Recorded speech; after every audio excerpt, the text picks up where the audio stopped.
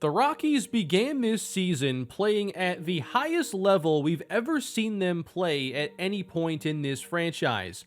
35 games into the season, the Rockies hold a 2-game lead in the NL West. But at the end of last episode, the team MVP, Rafael Devers, broke his shin and will miss between 1 and 2 months. Devers started the year the early favorite for MVP in the National League, on pace for over 70 home runs. He was playing like the best player in the major leagues. And now I'm not sure we're going to see him again until the All-Star break.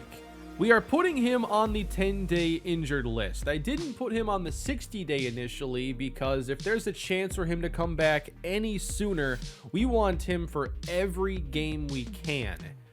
But we were prepared in case of an event like this, as we signed Josh Bell in the offseason as one of our final moves, because I wanted that depth with all these rookies we have on the bench. To have a veteran like Josh Bell, to me, was pretty important, and now he's going to be starting at first base for at least a month. This right here is the first game without Rafael Devers. Bell starting at first base. He has played well this year in the playing time he's gotten. Here's a drive down the line that hooks. Foully missed this one. He's behind Mike Soroka, 1-2, and drills another one down the line. How often do you see a perfect swing foul ball? 2-2 to Bell. Struck him out on the fastball. But when it comes to Bell, I do think he can replace a lot of that power we're used to seeing from Rafael Devers. Here in the third, knocked down at third base, Bell reaching. Good hustle down the line, first and third for the Rockies after the base hit. Brian Reynolds draws the walk immediately afterwards, and Dom Nunez comes to the plate. Bases loaded, but 0-2 it is. Popped up and will not leave the infield. Easy play at first base, and the Rockies leave them loaded. At the very least, we don't have to do any shuffling to the defense. Bell just immediately takes over at first base. Nobody else has to change their spots. Ryan Valade becomes a bit more important because he is the backup first baseman now. He's one of the only players that can really play there. Bottom 5 here, a drive out to right field. This one's back, and Josh Bell will put this in the seats as the Rockies go up 3-1. Number 5 on the season for Josh Bell. What I'm still trying to figure out is, will Bell hit cleanup or Ty France? Right now, Bell is hitting 5th, but he has the power to be that ideal cleanup hitter. He's coming off 27 home runs a year ago, 25 the year prior, and he's driven in a lot of runs with a pretty high average as well, hitting 274 last year, 304 the year earlier, so he's not just a power guy. Colorado wins their first game without Rafael Devers, and I want everybody to remember, we went 23-12 with Devers. So what is the record going to be without him? And will we be able to hold on to first place? Well, what still gives me a lot of confidence is how good the pitching has been this season. The addition of Jake DeGrom has been unbelievable. And here he is to take on the team he left, the New York Mets. DeGrom has picked up 6 wins in his 7 starts, and he's put up stellar numbers in the process. Now, this Mets team is going to look real different here. Leading off is Jose Altuve, who grounds it back to DeGrom. And after 8 pitches, DeGrom picks up the first out. Behind him, Anthony Rizzo's playing for the Mets now, and that's a miss outside, 2-2. Again, missing outside. Payoff pitch to Rizzo. Upstairs, and that's a walk. That's the one problem DeGrom has had this year. Just a lot of walks. Francisco Lindor, he falls behind. Good pitch to get ahead. And strike 3. 100 miles per hour from Jake DeGrom. He's striking out nearly 10 batters per 9 innings this year. He's kept the ball in the ballpark as well. A .89 home run per 9. 3-2 to J.D. Davis and another walk. Yeah, he's walking almost 4 per 9 innings, a career high to this point. 2 on now, and this first inning is really dragging on. Austin Hayes chases, and the inning thankfully comes to an end after 32 pitches. Well, that's the worst first inning I think we've seen this year for DeGrom. And the Mets kept this going by fouling off 14 pitches in that inning alone. In the second inning, Dwight Smith gets a hold of one. Curveball left up, and that's going to hit low off the fence. And Smith is in with the stand-up double. 2 down, here's David Peterson, the Mets pitcher today, with a hit into the right center gap that Reynolds gets after. Still scoreless. But that was at least a 14-pitch inning. Back to the top of the order. Line drive single for Jose Altuve. 2 batters later, underneath this one, Lindor skies one deep to center. That looked like a pop-up, but it almost went to the warning track. Gotta love Coors Field. There goes Altuve. Schaefer's throw gets him at second base. So DeGrom's first inning wasn't necessarily a sign of things to come. He settled things down. We still have a scoreless game here in the 4th inning. Davis up again, way behind that fastball. Curveball misses outside, another full count. And that should have gotten the strike 3 call, but it's another walk for DeGrom.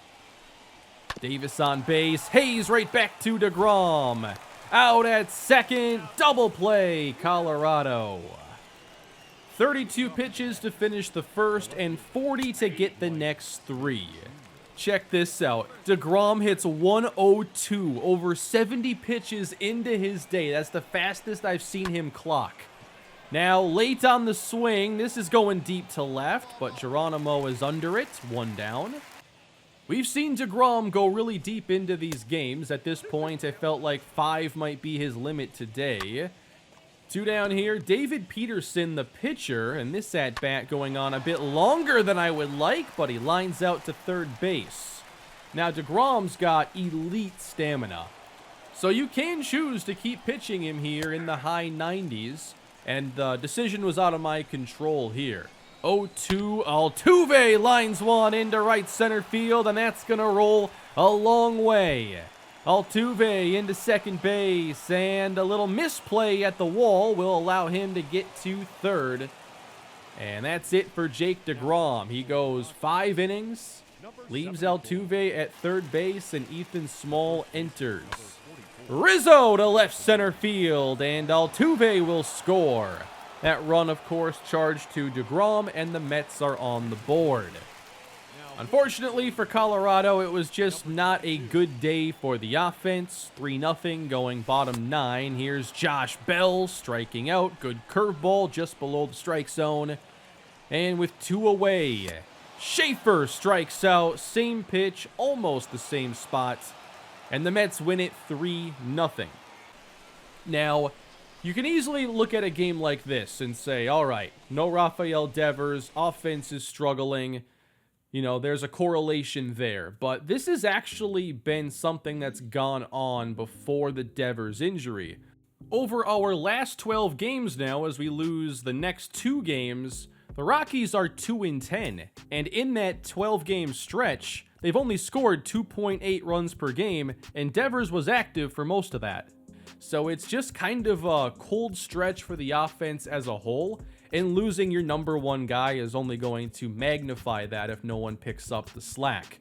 David Geronimo has had a slow start this year. Ty France as well, not quite at the level he was at a year ago.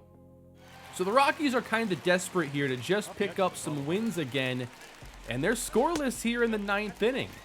Atlanta up 1-0. Brad Hand trying to close it. Runner on first. This is Trey Turner as he takes 2 away, and now a 2-0 count. There's a deep drive out to left field. This one's back, and Turner walks off the Braves and wins it in the 9th. 1 swing, and that's all it takes. A 2-1 Rockies win, and in this stretch, we'll take whatever kind of win we can get.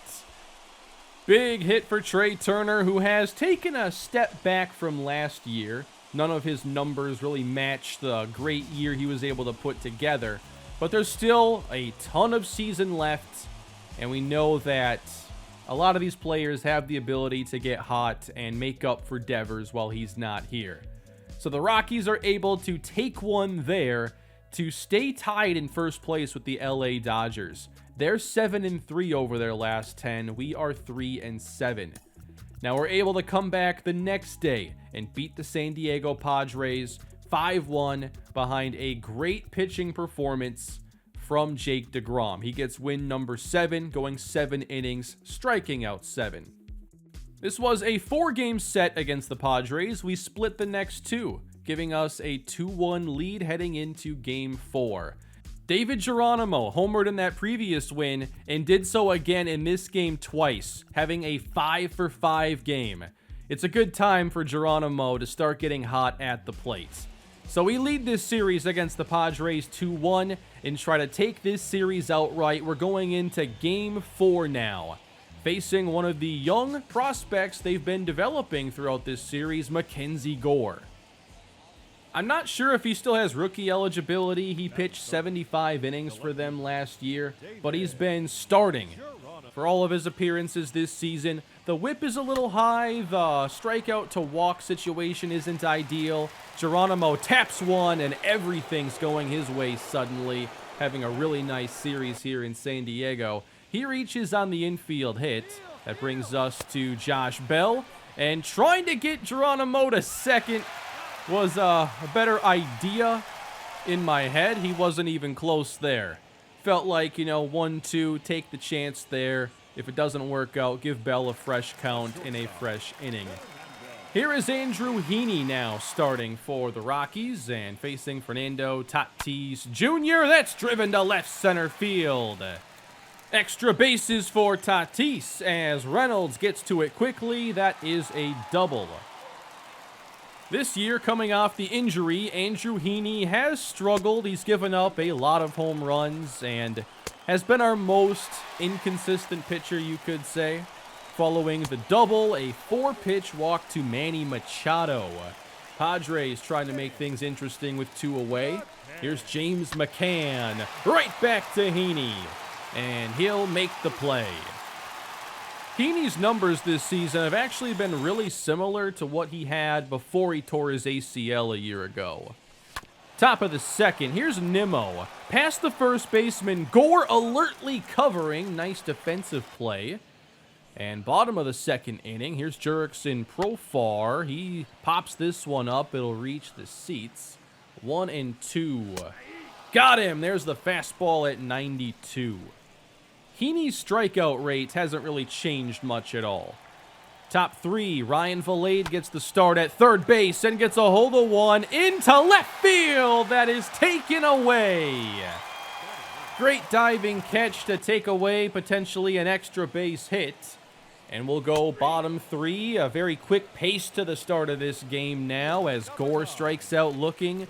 Bradley Zimmer, who made that nice catch, now challenging Valade to make a nice play, and he'll do it against the bunt attempt. Valade flashing his skills as a defender, and that's where he's a really valuable player. Now Trent Grisham with 2 down, lifting one high to right field and out. Heaney is giving up a 2 home run per 9 this year, and that is not good. He's always kind of been a guy you expect to give up some home runs, though. Here's Tatis with 2 down. He will push this one into right field. 2 for 2. Thankfully getting these hits with 2 down. Manny Machado, who walked earlier.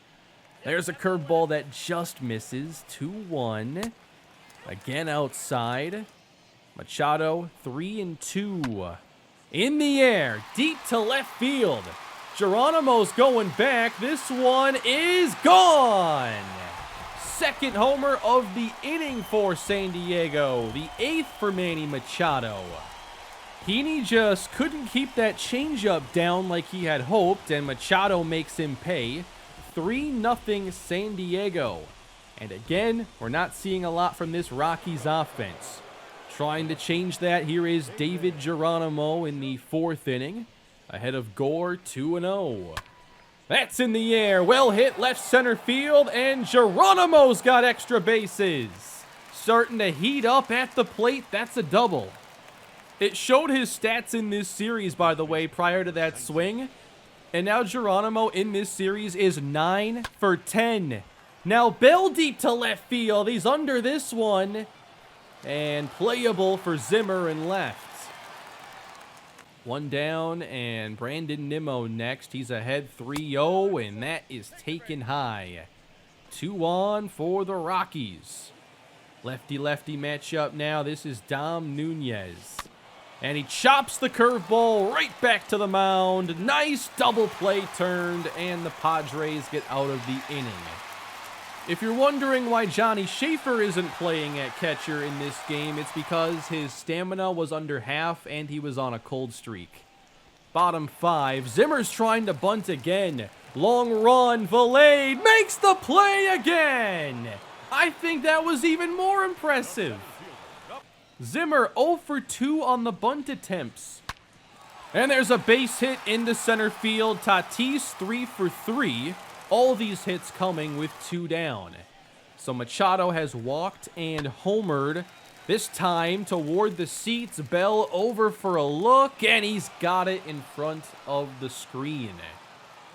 At least they can't add on to this lead here, and Heaney does complete the 5th. It's an okay start for him. Top of the 6th inning, Geronimo 2 for 2 and reaching again via walk. Josh Bell now 2-0. He'll take the fastball away. Rockies trying to get things going here, and Bell grounds one through into left field. 2 on with 1 down. But now you need something from these lefties. And Dom Nunez up again. Lines one into right field, base hit. And Geronimo hits the brakes at third. The bases are loaded. And that'll bring up Nick Solak, who's a perfect player to have here, facing a lefty. 1-1 from Mackenzie Gore. That's lined into center field and caught.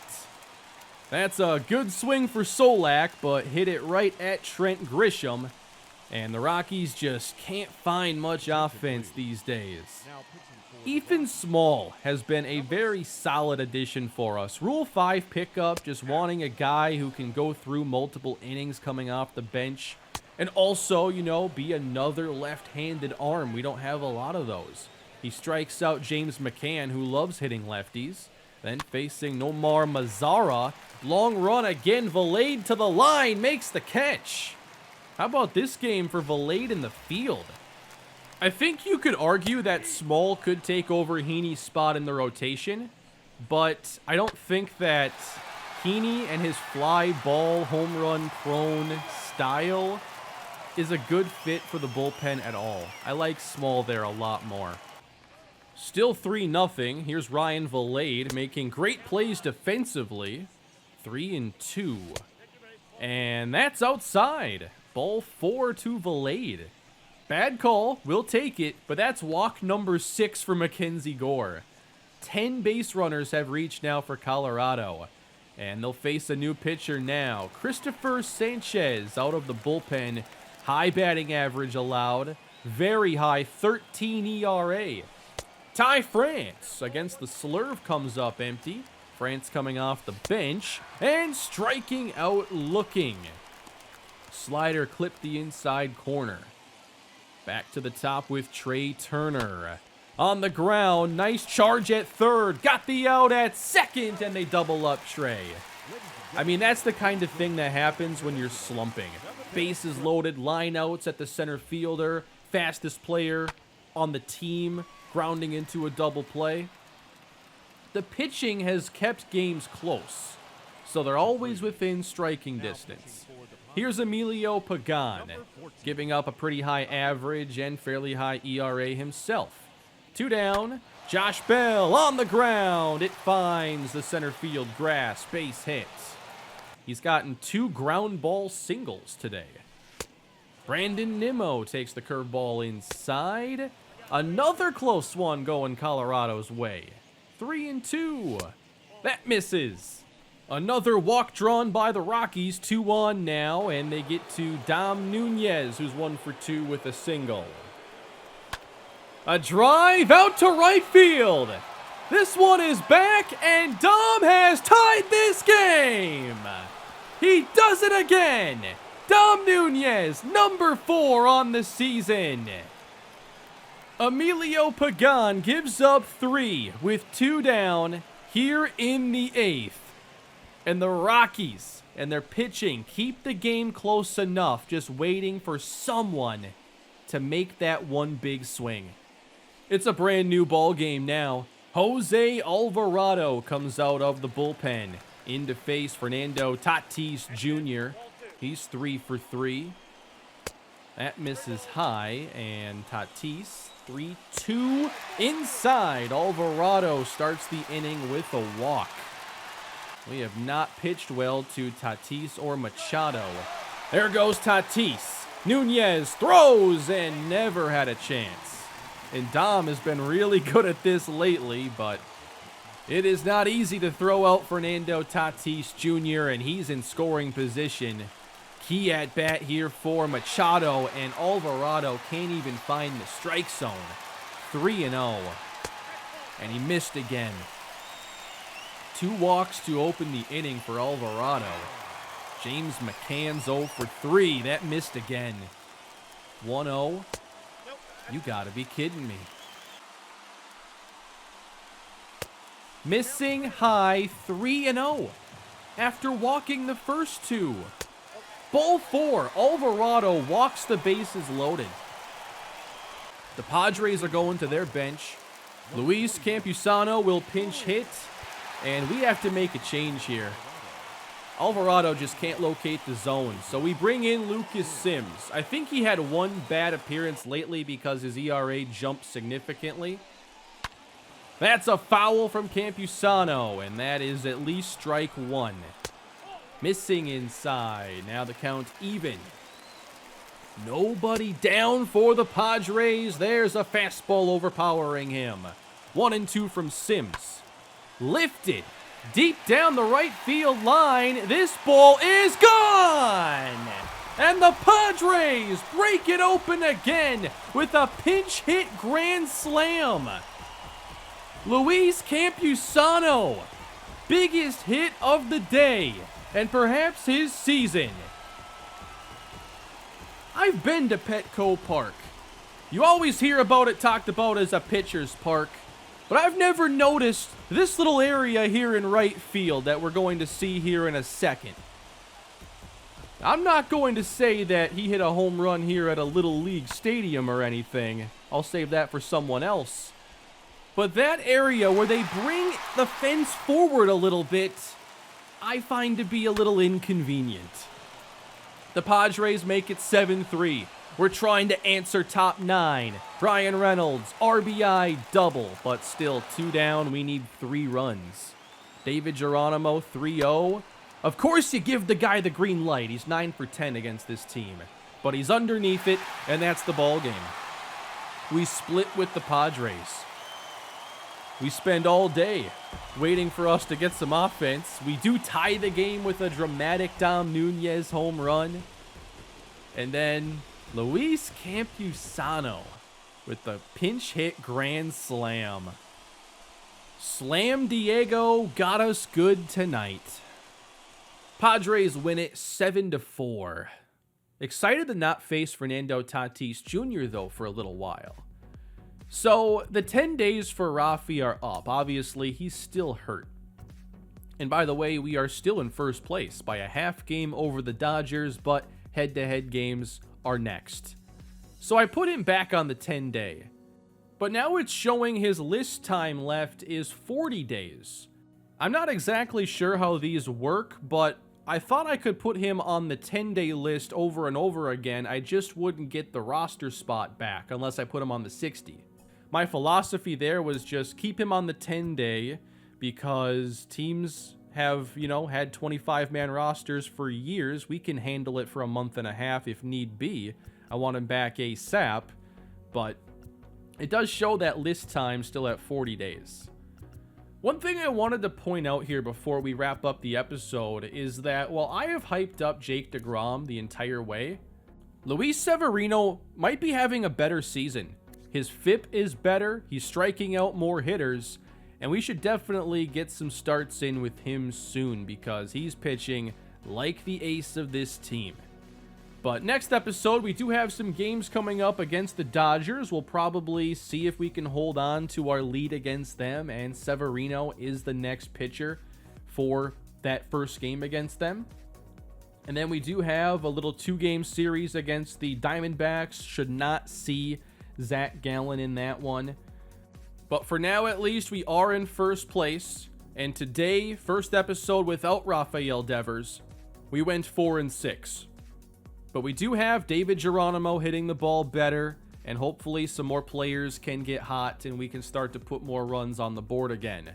But that will bring this episode to an end. I hope you enjoyed it. Please leave your feedback down below. If you had a good time today, please leave a like, subscribe to the channel. Really appreciate all the support you've been giving me in this series. And we're close to 100 episodes. And I'd like to do something special for that. Maybe like a really long episode or something of that nature.